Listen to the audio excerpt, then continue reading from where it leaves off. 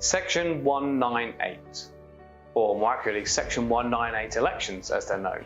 What are these? This may be a phrase you've heard bandied about by your conveyancers or by someone you're buying or selling a building from. And it's a huge area of confusion for commercial conveyancers and also for general practice firms of accountants. It's an area that we give a lot of advice on.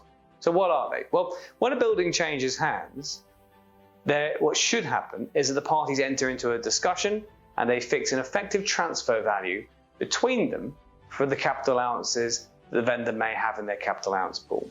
And the mechanism that this is done by is a Section 198 election. So it's a straight seesaw. So it's the same minus on the seller side as it is a plus on the purchasers. So just to give you an arbitrary example, if it was at £500,000, £500,000 of capital allowances would move from one party to the other. Or if it was at £2, which is the lowest figure it can be at the moment, then effectively the purchaser gets absolutely nothing at all and the vendor retains all the benefits. Now, whilst these are often a commercial matter, i.e.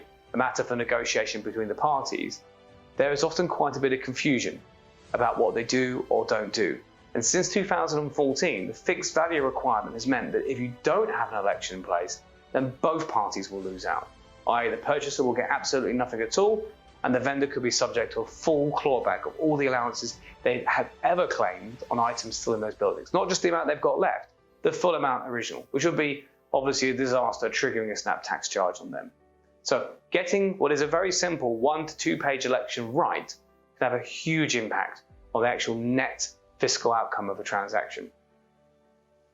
Now, conveyancers are unfortunately not often in the right position to advise on this because it's more of a tax matter than it is a legal one.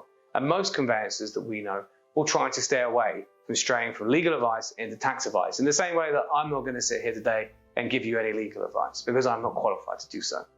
So we work with a lot of conveyancers out there to make certain that they are putting in place the right elections at the right time and giving the correct advice. So if you are in that field, or if you are buying or selling a building and you think that possibly a second opinion on what's going into the contract might be prudent, then please give us a call, pick up the phone. Advice is best given before exchange of contracts. However, we do spend a lot of our time going back and repairing effectively fire damaged transactions. So it's never too late to give us a call.